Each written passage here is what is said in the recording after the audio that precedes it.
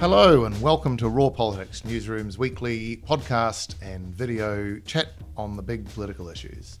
I'm Tim Murphy, and in the absence today, out on the campaign trail of our esteemed leader, Joe Moir, I'm joined in Parliament from Wellington from our two political reporters, Mark Dalder and Emma Hatton. Tēnā kōrua. Kia ora. Hey, Tim. Today we will be Joe-less, but we hope not to be joyless.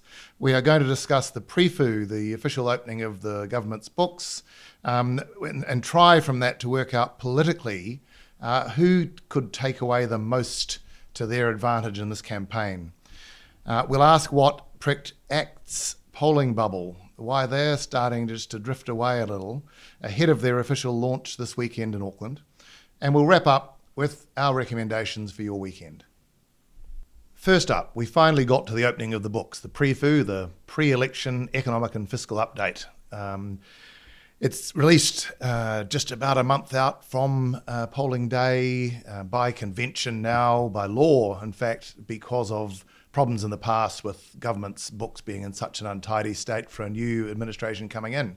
So we get to see what the latest prediction is. Mark, you were in the lockup. They hold for these like a budget lockup. You got to look at the figures and also to assess, I think, from what both parties said, who may well get the best run out of these numbers politically in this campaign and who we should believe. What was your take out of that? My first takeaway is that the Treasury should go back to having sausage rolls at their PREFUs and HIEFUs and other such lockups. There were some for the first briefing I had in 2019, but since then it's been dwindling. Well, of course they can't now, can they, with the politicisation of sausage rolls. And also that the public and probably the Treasury are just darn sick of the sight of that whole sausage roll kind of metaphor. I would take a mince and cheese pie. In terms of the substance, there were some pretty grim prophecies going in on what the books would look like. I think in general, maybe the optimists won out very slightly. It wasn't apocalyptic. The economy, in particular, is looking better than people might have expected, mostly in line with what Treasury had projected at the budget. But given the sort of economic situation in China and everything that's happened since, there was some expectation that things might have taken a turn for the worse. No, says the Treasury, recession's over now. We're not in recession anymore, they think.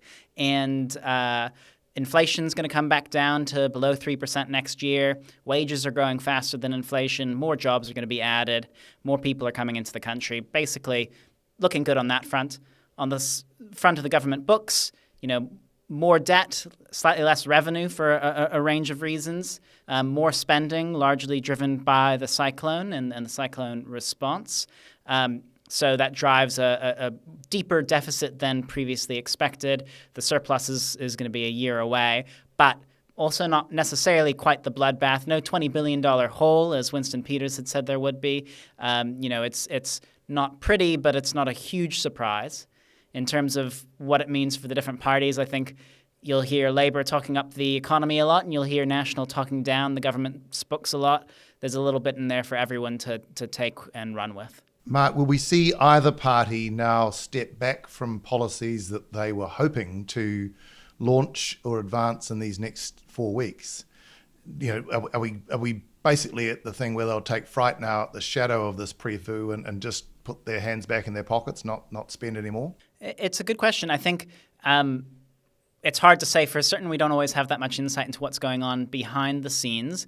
I think for National, they've already clearly made their big play, which is the tax package, which we've discussed quite a few times and might chat a little bit more about today. And so in terms of other policy that they might have had lined up, hopefully not too much of that was going to be big spend. They still have a reputation to uphold as the responsible economic managers, and it's not a good look if they're spending a lot more than Labour is. On Labour's side, they've already been signaling for a long time that they're going to be, quite austere, you could say, with their policy promises. They're all coming into effect, many years from now, and they're pretty small ticket items overall. Maybe a few things might have been shifted or canned, but I don't think it's going to have thrown anyone off, a major wrench in their plans or anything like that. Emma, is it the case that Nicola Willis and Chris Luxon might find themselves winning this battle on October 14, but in economic and fiscal terms being so pressured that they basically buy themselves into a long attritional war that's not much joy or fun for them. Yeah, I mean, obviously for whichever government ends up starting come October 14, it's going to be incredibly tough given the books that they are being handed over, whether they are ones that they're receiving for the first time or whether they're the ones that they've been working on. For National in particular, it will be difficult for them because they have campaigned and they have built their campaign around this narrative that they are the economic saviours for this country. They are going to come in and take back a country that has been mismanaged and Labor has just let sort of, go to the dogs basically. So whatever they do when they come in, they are going to have to make their changes really swiftly, and they're going to have to be changes that are tangible. People want to see, the price of their cheese start to come down, and there will be some grace time, as there always is when there's a change of government. The public will give them and afford them that grace. But given that this is what they've campaigned on, that they are the party that's going to come in and save the day here, whatever they do is going to have to be quite noticeable, I think, for them to hold on to that credibility. And when we're talking about things like their tax plan and how that's going to be funded, and questions around whether those new taxes like the foreign buyer policy that they're planning to bring in are actually going to bring in the revenue that they say that it will. When there's questions already about that, and there's also questions around how much how much they're going to slash the public service and things like that, it's really difficult. It's going to be really tough for them, and they're going to have to walk a really thin line there. Yeah, I wonder whether for the public, the voters, there's two kind of elements, I think, to what I pick up anyway when you go out on the campaign and just when you're around the place. People are sort of saying that they're sick of Labor, that they've had enough of this lot. That's almost a political response. But economically, there's a lot of talk about we just need as a country to get new management, that we need people who can kickstart and get back on track. I guess that's what National's saying. But the second of those two things might not be achievable by achieving the first, so that after the election, there could be a fair degree of disenchantment. You're right, there'll be a honeymoon, but after a while, if we've got an economic situation like this, even with arguably different management, better management, if that's how you see it, that a lot of people who have been hanging out for this country needs change, it needs new kind of approach to the economy and to spending and investment and to business. It's just highly likely that huge change is not going to be possible in a kind of a politically achievable time, I think. Mark, is it a thing that, disappointment looms for those who are just so keen to get rid of this lot? Yeah, I mean, it's a difficult situation, I think, for everyone. The difficulty being it's complex, and for these sorts of issues, no one wants to deal with complexity or nuance. Grant Robertson, in his speech in the lockup at PREFU, did make that point, Tim, that you've raised around people wanting change, but he said, well, think about what that change means. Any change is not necessarily good change, and then used it as a sort of platform to go after National, but clearly, aware of that sentiment out there more widely. I think from an economic perspective, things might, like I said, the PREFU was broadly relatively optimistic. Next 12 to 18 months, maybe slower growth, but the economy is still growing. Yes, there's inflation, but it's falling. But some of these effects are not reversible, right? When inflation falls, it doesn't mean that things get cheaper. It just means that they get expensive less quickly. And so people who are hoping for the cheese to drop in price, people who are hoping to see their fruits and veggies get cheaper, that's just not probably going to happen. Yes, food prices fluctuate and that sort of thing, but we're not going back to the pre-COVID era of food prices anytime soon. And that number, that unemployment number, that's the one I think that probably starts to take a direct effect out there in society and communities, going up from the late 3s to the early 5s, was it, Mark? 5.2 or something like that, before it ebbs away. Yeah. Those numbers are real numbers, real people, real jobs, and that starts to sort of spread to people you might know. They can take some of the shine off a mood of change if in that following year it kind of has direct economic negatives showing themselves. Emma, you mentioned the National's fiscal and tax policy, at least, and the holes that people have talked about. We talked about that on Raw Politics last week and possibly the week before, Mark. This latest independent, or at least three different economists who have analysed the foreign buyer levy or tax and come out and said there's no hope that National's numbers can be made. They're talking $740 million sort of proceeds from it a year, and the economists are saying, well, that'll fall $450 million a year short. How damaging is that? Or is the electorate in a mood to say, don't care about numbers, just give us change? Yeah, I mean, I'm not convinced that it really is the big smoking gun that Labor might like to think that it is. I mean, it's not great to have holes poked in your centre, your big tax plan that you were hyping up for a long time, of course. But in the big scheme of things, I'm not sure that that's really going to hit with voters the way that Labor might think that it would. What it speaks to more, and potentially the line that Labor may choose to use, is sort of just around this question of credibility. Can you actually be trusted? You've painted yourselves as, the saviour of the economy, but you can't even get this right, and you've got people questioning your plan. On the flip side of it, I mean, National is already defending its plan. It's had it verified by its own economists, and there are other economists sort of saying, look, I can see how they've got their numbers, and I can see how the other, independent group of economists have got their numbers. So I think at the end of the day, it's not going to have a huge impact on the polls or on how people feel about it. There could be this mood that, well, maybe we shouldn't take everything that National says when it comes to the economy at face value, but that's probably a healthy thing to have happen in a society anyway. But look, I don't think it's going to be as big of an issue as Labor would probably like it to be. And Mark, just to wrap this up, is it the case that you're in government, you don't pick up $400 million a year you thought you're going to pick up, you just shift into that big pot, the consolidated fund of all the tax monies, and somehow shuffle it around and you get it anyway, so you don't really have to worry other than not having been able to achieve a sort of a promise that you made? Yeah, I think the reality is National will give tax cuts to people. That's what they care about, rather than how it's funded. And yes, all the time governments fail to uphold their campaign promises. Plenty of ones that Labor's failed to do as well. We write about it, but it doesn't seem to, there's no mob to turf Labor out of power, and I don't think there will be for National when it runs out of money for its tax cuts either. Now, what's eating ACT? What's started to take the air out of their puffed up balloon of the past month or so, where they were riding very high in various polls, pretty much into near the midpoint and the mid-teens in percentages. And now in the final few polls we've seen in the last week or so, ACT is just moving back again, down to 12, 11, 10, which is a very high level for them, and they'd presumably be happy with succeeding at that level, other than when you get your hopes up and things go high.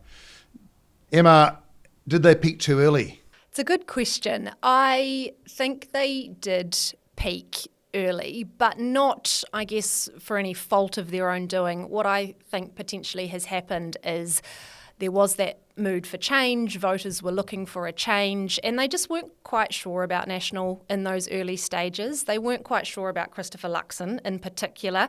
He, it wasn't clear what he stood for, who he was, all that sort of thing. And so the people that didn't like Labor anymore were looking for somewhere to go. And ACT actually started campaigning really early. They were pushing out policies. They had solutions. They had ideas for things, crime and justice, economy, tax cuts, all those sorts of things. They were pushing them out really early. And for a while, it looked like they were the only people in this place who had any sort of idea or any clue and weren't just fighting about, ideologies and things like that. And so what I think happened is that a lot of people really liked that. They thought, oh gosh, here's someone with some ideas, someone fresh, and so support turned to ACT. And now obviously we've seen National start to shape up. Christopher Luxon has, he's grown in confidence. He's become a prime minister in waiting, really. And so potentially that's why we're seeing this sort of balloon deflate a little bit. It's still, like you say, Tim, 10% is still quite phenomenal for ACT, though, in the big scheme of things. I think also, ACT has gotten a decent amount of coverage over the past year. And, when you've got the two big parties battling it out in Parliament and ACT going on the road and doing basically campaigning since January, if not earlier, there's some lack of competition for some of that coverage, for some of that campaign coverage. Now all the parties are out. Everyone's on the campaign trail. It's not a guarantee that David Seymour is going to get his comments reported, and also when his comments are reported, he sometimes probably wishes they weren't, because he's had some of those faux pas, you could say, in recent weeks, and also the issues with the ACT Party candidates, dropping out for personal reasons and ridiculous reasons, and so on. Probably doesn't account for the entirety of the drop in the polls, but it won't have helped. Is there a flaw for them? They've done so well for so long. They're at sort of a 10 or 11 now. Is there a risk it keeps sinking? In the past, their highest, I think, performance was 8% in an election. Is it a risk that sort of New Zealand First comes up and ACT drops further? Well, I was just going to say it probably depends on what New Zealand First gets up to and the support that they continue to drive, because that's probably where some of ACT's vote has gone, where ACT's support has gone. And I think David Seymour is very well aware that they are sort of getting squeezed in the middle there with maybe some of their support that would have previously been national when people weren't so sure about national going back that way, and maybe some of the more radical or more hardcore views that people were looking for a place to go that initially were with ACT have now gone to New Zealand First. So he's really looking to sort of hold on to that group that he's still got left, which is still a big group. And, that is, I guess, him kind of floating this confidence but no supply deal that he may look to push with National. And I think that's potentially a ploy there for him to say to voters, look, I'm serious. An ACT vote is serious. We are not National. We're not the same party. I can leverage what you want in government, but you need to give ACT your vote, not National. But I'm interested in your guys' thoughts around this confidence but not supply deal that he's floated, because it's pretty novel. It hasn't been done before, right? Of course, confidence in supply, it's a type of governing arrangement. Instead of a formal coalition, the party agrees to support the government, at least on no confidence votes and the budget.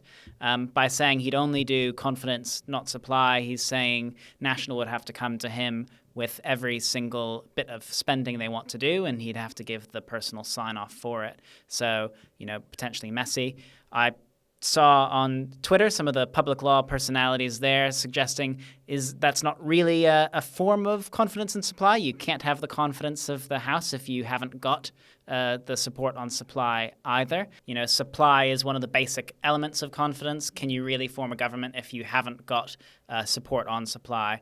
It doesn't help National in terms of that appearance of a, coalition of chaos, which is, their term turned back on them for, what would a National ACT, New Zealand First kind of arrangement look like. It does give David Seymour wiggle room after having ruled out working with Winston Peters, a way for that right-wing government to still form. But, I think it would be a messy sort of arrangement, particularly if David Seymour wasn't getting what he wanted. What would he be willing to do? Would he send the country to another election? I actually asked him that, and he said, I think I can work constructively with Christopher Luxon, but ACT is going to stand by our values, and basically implied, if Luxon doesn't play ball, then we won't either. And I think as well, if he is actually serious about this, then he needs to start getting serious about what actually are ACT's bottom lines on this, because we haven't really heard much around what they absolutely will not compromise on. I think beyond what was a referendum on the treaty principles and maybe scrapping the gun register. But, those are relatively fringe issues, and they're quite specific to the ACT base. If there's anything wider, that would be a bottom line for them and something that may, invoke this confidence and supply issue and actually cause some ructions there, then that's probably something he needs to, be very upfront about at this stage if this is an idea that he's, floating. I'd always assumed that a couple of their bottom lines, and they're not necessarily directly spending measures, but were the education sort of reform and policy that they have been holding up for so long, and also, cuts to government services, the public service, carving into that, and not just sort of on the fringe, but removing entire agencies and removing many functions of like IMBI and so on. I thought those were close to, if not declared, bottom lines. Will that be fair? Yeah, I think the charter schools kind of thing is a long central policy for ACT. But as you grow in the polls, you're establishing a kind of different coalition than what your base used to be.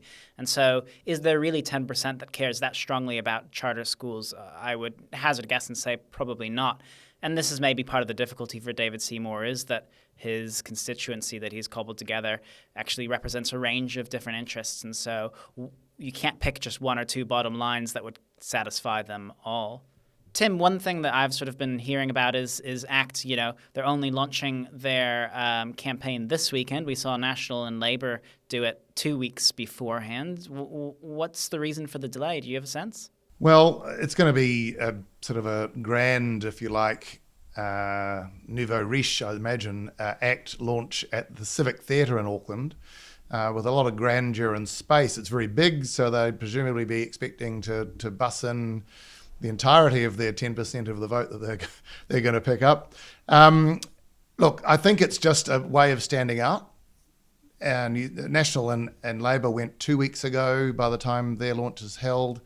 And New Zealand First was a week or two before that. The Greens before that again. So, I think it's just we'll hold our fire and try and get a re-injection of attention, show a bit of kind of style and ACT kind of new age, if you like, kind of showmanship. And this is something that Seymour has made a bit of a specialty of. He came into the Sky City for their annual meeting in a mini, I think, onto the casino floor, or at least the convention centre floor. And then, of course, he came in by boat when they did so well on election night down at the Viaduct in Auckland. So maybe we'll see David Seymour swinging down from a chandelier in the Civic, or somehow riding one of those big lions that sit at both sides of the main stage there with their lights aglow. Perhaps the lights in their eyes will be pink. And to our audience question for this week, a listener asks, can Christopher Luxon actually hold his own in one of the big debates? He's praised Chris Hipkins and implicitly put himself down as a non-debater. Turns out that he was a champion debater at his school. Does that matter 40 years on? Does that have any effect? Mark? Yeah, I think it's pretty clear that the expectations are higher for Chris Hipkins than Chris Luxon. It's a conscious strategy that Luxon's doing to lower the expectations, lower the bar. So even if he just scrapes by, he can still be declared the winner. We saw some of this sort of happens quite frequently in American presidential elections, where you have those head-to-head debates and the big primary debates, where Donald Trump was repeatedly sort of given a much lower bar than other candidates might have. The one struggle I think that Luxon will have, which Hipkins won't, is his sort of addiction to the talking points and his inability to improvise. Chris Hipkins should memorise one of Christopher Luxon's talking points and use it against him before he can use it himself. That would throw him completely. I think if he came out and said, you're going to hear from my opponent tonight that what I would say is da-da-da-da-da. When Luxon then trots out the what I would say is, or we've been very clear about, or any of his other, rhetorical sort of crutches, he'll look a little bit, fake, robotic, whereas Hipkins can really try and harness that everyman image he's been trying to cultivate. And in New Zealand, do these debates really, really ever swing anything in these campaigns? I'm not convinced. Yeah, I was going to say, apart from people like us, really, or people who are starting to become very invested in the election, I'm not sure who's tuning in. That's not to say that they're not important, and it's certainly a good platform for the leaders in particular to come head-to-head with each other, be put on the spot, be grilled on their policies and what they can and can't say. I think it will become clear if Christopher Luxon is, ill-prepared and trots out his talking points, and he can get himself, I guess, stuck on a bit of a loop sometimes with those things. I'm not sure that will be so much of a problem in the first debate for people like Mark and I who are in the stand-ups day in, day out. It certainly becomes tiresome, but for people who are hearing it for the first time, they might think it's refreshing. This is someone who's not a politician. This could be a breath of fresh air for them to hear him speak like that, rather than Hipkins, who knows the ropes inside out. So, yeah, I think it really could go either way here. The final thing I'd say is that I don't know how great Chris Hipkins will be in these either. People say he's good in the House, and he is. He's quick sometimes, but then we've seen him also just stammer and get tongue-tied and look sideways and not really look convincing in some of the election campaign stops with media and others. We shouldn't just assume that Luxon's going to be the one showing himself up here. Let's wrap up now with some recommendations for your weekend, things that we've looked at, watched, seen, read this week that just stayed with us. Emma. Yeah, I really enjoyed a piece that ran this week from Leonard Powell, who works for RNZ's First Up program. He's been taking a road trip around the East Coast visiting small towns. This one in particular was Tokomaru Bay. It's insightful, it's non-political, but it is a pre-election story. It's just a really genuine reflection of what people in these small towns are feeling and experiencing, not necessarily what even they want, just a really genuine, this is what it's like there. And it's a beautiful listen. It's a good read. Highly recommend. Okay, Mark, what grabbed you? Well, my recommendation for this week is Jack Tame's interview with Christopher Luxon on Q&A from the last weekend. It's, hard-hitting. Jack's across all the detail, and Luxon at times is and at times isn't. He's done one with Hipkins as well the week before. I think these are sort of long-form, good, valuable insights into actually this question we were just talking about how they respond under live pressure, and maybe it gives us a bit of an insight into what they'll be like at the debates. How about you, Tim? Well, mine is close to home. It's from Newsroom's David Williams, and it's a piece in our series we're doing on what we're calling sure things. These are new faces in various parties on lists or in seats that are almost certain to become MPs. His piece on Laura Trask from ACT, who's at number 10 in their list, is fascinating, not the least because she's a person whose special interest in going to Parliament is workplace safety. I think the Sure Things series can sometimes be a little bit of a curse. We've had Emma's Sure Things of Georgie Danzy, raise a question about whether she might get into Parliament on the current polls. I did one with Tim Costley at the end of 2019 when it seemed, of course, National's going to win the Ōtaki seat. Then COVID happened, and we all know what happened after that. So, not a guarantee. The sure-ish things. Sure-ish things. That's it from Raw Politics for this week. Thank you to our producer, Hugo Stewart, to our listeners, readers and viewers. If you have any burning questions from the election campaign or beyond, please send to Joe Moyer at newsroom.co.nz. You can find us here next week, same time, same place, here on YouTube or wherever you get your podcasts.